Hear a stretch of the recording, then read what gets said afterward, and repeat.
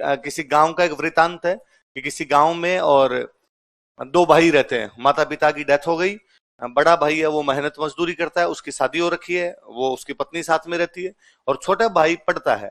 और बड़े भाई का एक ही सपना है कि छोटे भाई को पढ़ाना है, भले मैं कितना भी दुख पाऊं लेकिन छोटे भाई को पढ़ाऊंगा और पढ़ा के इसको सरकारी नौकरी लगाऊंगा। मेहनत मजदूरी करके अपना घर पालते, 3 लोगों का घर, बड़े भैया भाभी और एक वो छोटा भाई। समय अंतराल पे अकाल पड़ता है गांव के अंदर, अकाल के अंदर मजदूरियां मिलनी बंद हो जाती है, मजदूरियां मिलनी बंद होती है तो कर्जा लेते हैं इधर उधर से, कर्जा सिर पे हो गया तो लोग मांगने के लिए आने लग गए।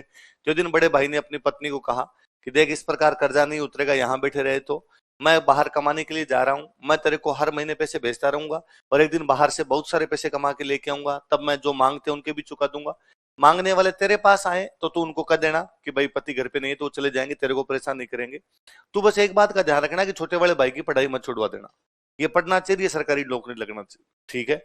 वो रात को चुपचाप वहां से निकल गया। अगले दिन जब मांगने वाले आए तो उसकी पत्नी ने कहा भाई वो तो घर पे नहीं है, मांगने वाले चले गए, भाई आदमी नहीं है तो किससे लें बाद में पैसे।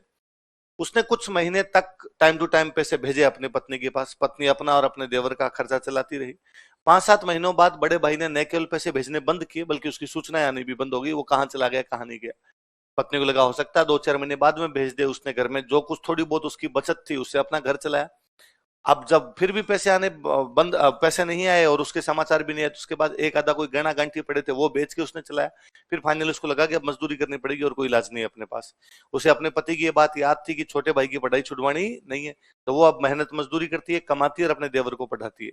समय बीतता चला गया, बड़े भाई के कोई समाचार नहीं है, छोटे वाला जो भाई होता है वो सरकारी नौकरी लग जाता है। इतने सालों तक जब बड़े भाई के कोई समाचार नहीं आते, गांव वालों की पंचायत बैठती है और ये मान लिया जाता है कि बड़े भाई की डेथ हो गई। और डेथ हो गई तो चूंकि अब ये लड़के इस पर इसके पीहर वालों का अधिकार है, तो जो महिला उसको उसके पिताजी वापस लेके चले जाते हैं। उसके जो पिताजी होते हैं वो एक दारूडिये टाइप के आदमी होते हैं।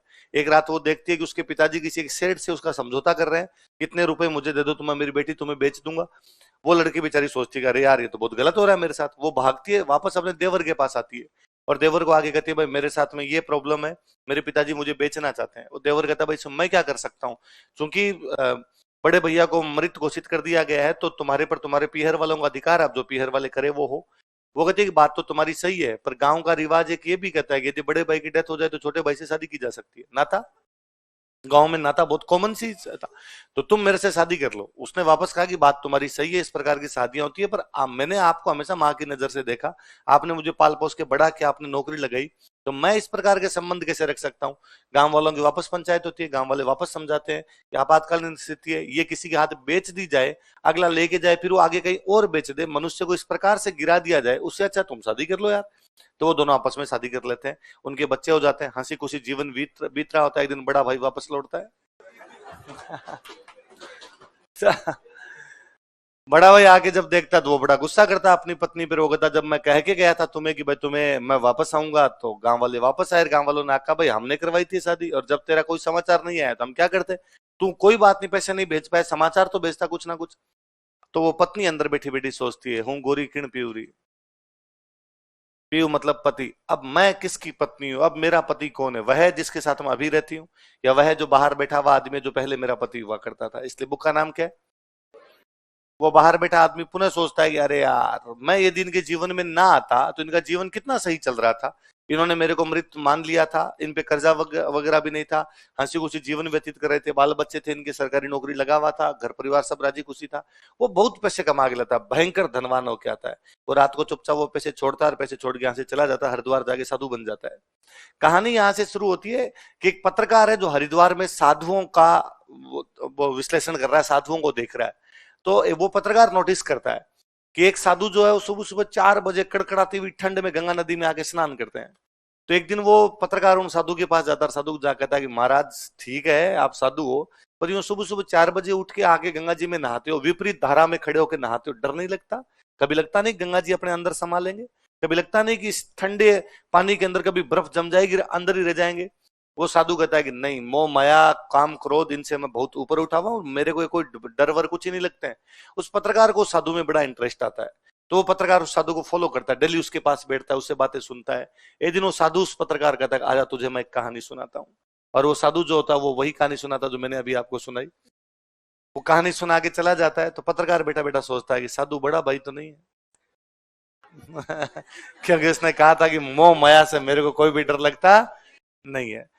ये बहुत अच्छी कहानी है, छोटी क्लासों में लगा करती थी, मेरे को अभी याद है कि किसी जैसलमेर साइड का रेगिस्तान का सीन है। एक बस जो है वो सड़क पर चली जा रही है, दूर दूर तक रेगिस्तान पड़ा हुआ है, एकदम दूर दूर तक ना बंदा ना बंदे की जात वाली सिचुएशन है एकदम। बस में आगे आगे सीट पे एक सेठ और सेठ की बेटी बैठे हुए। सेठ बहुत धनवान है, तो सेठ की बेटी ने खूब सारे गहने पहन रखे हैं, सोना पहन रखा है खूब सारा।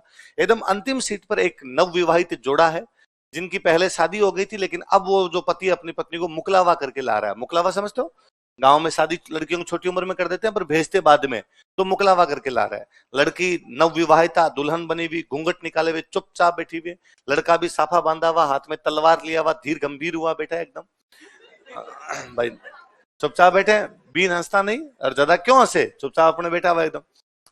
अब अचानक बस को ओवरटेक करती है, एक जीप ओवरटेक करती है। ओवरटेक करके जीप रुकवाती है उस बस को। उसमें से 5 गुंडे उतरते हैं और 5 गुंडे उतर के उस सेठ के बेटी को लूटने का प्रयास करते हैं। उनको समाचार मिला कहीं से कि इसमें सेठ की बेटी है, सेठ की बेटी की बात सुना है। सेठ की बेटी चिल्लाती है बचाओ, लेकिन बस में किसी की हिम्मत नहीं की बचाएगी, उनके पास हथियार थे। अब वो चिल्ला रही बेचारी, वो लूट रहे हैं, सेठ बेचारा बीच बचाव कर रहा है, पर सेठ पीटा जा रहा है वहां पर। पूरी बस में सन्नाटा है, चुपचाप, कोई नहीं बोल पा रहा उन गुंडों के, उन डाकुओं के सामने। अचानक वो जो लड़की जो नवविवाहिता है, जो घूंघट निकाल के बैठी है, जो अभी तक अपने ससुराल पहुंची नहीं है, जो अभी तक अपने पति से बोली भी नहीं है, वो अचानक अपने पति से पूछती है कि तुम्हारे पास जो ये तलवार है, ये खिलौना है क्या? वो कहता अरे ये तो बोलती हो रहे। अच्छा अच्छा। वो कहता नहीं नहीं, काय खिलौना है, धार लगाई हुई ढंग से तलवार है। तो कहते फिर ऐसे कैसे हो सकता है कि तुम्हारी नजरों के सामने किसी लड़की की इज्जत इस प्रकार लूटी जाए, तुम चुपचाप बैठे रहो? तो लड़का पुनः समझाता है कि तुमसे अधिक मेरा रक्त उबाल ले रहा है, लेकिन मैं इस बात को जानता हूं कि मेरे माता पिता वेट कर रहे हैं कि शाम को बेटा और बीननी घर पे आएंगे और वो तुम्हारी आरती उतारेंगे। हो सकता है मैं इन गुंडों से लड़ने के लिए जाऊं, हम यहीं मर जाए। मैं शुभ काम के लिए जा रहा हूं, इस प्रकार मैं लड़ाई नहीं करना चाहता था। हम मैं मर सकता हूं यहाँ पर, ये 5-6 लोग हैं। वो लड़की उससे कहती है कि मरने का क्या है, मरने का तो ये भी हो सकता है कि हम बस से नीचे उतर के तुम्हारे घर जाए, रास्ते में सांप खा जाए, तुम मर जाओ। मरने का तो ये भी हो सकता है कि तुम खिलखिला के हंसो और हंसी थमे नहीं, मरी जाओ तुम। मरने का क्या, मरने का तो ये भी हो सकता है कि तुम रात को सो, हार्ट अटैक आए, सुबह उठो ही ना। पर यदि आज तुम यहाँ पर नहीं खड़े हुए, मेरी नजरों में आज ही मर जाओगे। मैं कभी इस बात को सहन नहीं कर पाऊंगी कि मेरा पति चुपचाप बैठा था, उसके सामने किसी लड़की की इज्जत लूट ली गई थी। वो लड़का खड़ा होता है, खड़ा होकर उन डाकुओं का मुकाबला करता है, उन डाकुओं को भगा देता है, उस सेठ की लड़की को बचाता है। पर वो डाकुओं से जब लड़ाई करता है तो वो भी इतना घायल होता है कि उसमें लड़ता हुआ मारा जाता है। वो लड़की उसके साथ वहीं पर सती हो जाती है, जिसकी मेहंदी के फूल नहीं सूखे थे उससे पहले वो सती हो गई थी। छोटी सी कहानी है, वर्ल्ड वॉर के ऊपर बनी हुई। वर्ल्ड वॉर में इंडियन आर्मी को लड़ने के लिए भेजा गया था, बाहर लड़ने के लिए भेजा गया। तो ये कहानी है किसी गांव की। किसी गांव में एक लड़का और लड़की है। लड़का जो है वो लड़की को पसंद करता है, और एक दिन हिम्मत करके उस लड़की को कहता है कि मैं तुम्हें पसंद करता हूं। तो लड़की कहती है मेरी कुड़माई हो गई। क्या हो गई? सगाई। सगाई को पंजाबी में कुड़माई बोलते हैं। तो मेरी कुड़माई, वो अंगूठी दिखा के भाग जाती है कि मेरी कुड़माई हो गई। अब वो लड़के ने कहा भाई ठीक है। अब लड़के की जिंदगी अलग, लड़के की जिंदगी अलग। वैसे भी वो जिस गांव में मिलते हैं वो गांव उनके वो वैसे होता है, लड़का अपने ननिहाल आया हुआ, लड़की अपने बुआ की आई हुई है, वैसा कुछ होता है उनके। अब लड़के किसी दूसरे गांव के लोग हो, इसमें क्या राजीव? मतलब या तो तुम में से कोई ननिहाल नहीं गया, या तुम में से किसी ने बुआ का घर नहीं देखा। ठीक क्यों एलियंस की तरह राजी होते हो तुम? हो ननिहाल गई थी, अरे ननिहाल कैसे चली गई? ठीक लोग हो तुम। और उसके बाद लड़का जो होता फौज में शामिल हो जाता है, लड़की की शादी हो जाती है कहीं पर। काफी सालों बाद में लड़का अपने एक सीनियर ऑफिसर के घर पर जाता है। सीनियर ऑफिसर के घर पर जाता है तो वो जो सीनियर ऑफिसर होते हैं वो कहते हैं यार मेरी वाइफ पहचानती है तुम्हें और मेरी वाइफ मिलना चाहती है। तो वो जाके देखता है कि वो वाइफ वो लड़की होती है। तो वो लड़का कहती है अच्छा तुम भी फौज में शामिल हो गए? हाँ। तो वो कहता है भाई तुम्हारे जो पति है वो मेरे सीनियर है। तो कहते भाई इनका तुम ध्यान रखना। आगे वर्ल्ड वॉर चल रहा है, युद्ध चल रहा है, युद्ध में सांप की गोली लगने वाली होती है, लड़का आगे आके गोली खा लेता है। उसने कहा था